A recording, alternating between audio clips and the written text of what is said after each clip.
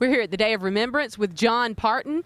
John, Allison Musing says you have quite a story to tell historically about your connection to the Cherokees and the Trail of Tears. Could you share with us, please?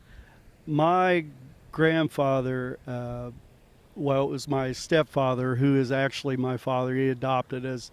His great-grandfather was John Ross, who was the chief at the time of the starting of the Trail of Tears. In 1838. In 1838, and it was his great-grandmother who died on the Trail of Tears in the way out to Oklahoma. Wow. And how has that affected you and your family? It's actually, I've seen the unforgiveness throughout generations, but I know that forgiveness has to come for the land to be healed, and restoration has to come. So is that what brought you here? Yeah, that's what brought me here.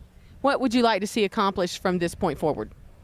I would like to see the healing of the nation, not only with the Caucasian, but with the Cherokee, with all tribal people.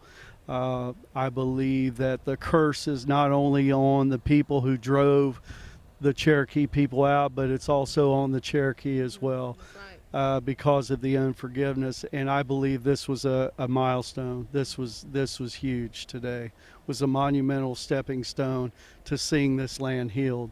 And to see the curses that's on this land be lifted.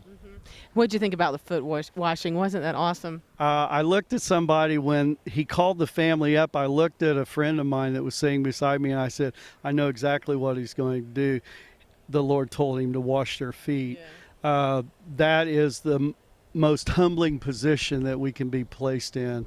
I've washed a lot of people's feet, so I know.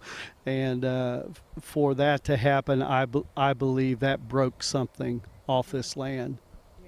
Yeah, it was definitely a scriptural precedent that Jesus set in place for us as believers, and I think it shows servanthood that the white minister is serving the native Cherokee tribe here, and that there is a reconciliation and a cleansing from the Trail of Tears, almost like the woman who washed Jesus' feet with her tears. Absolutely, absolutely. And the greatest servitude that we can show others is the foot washing, and Jesus was the example for that. Yes.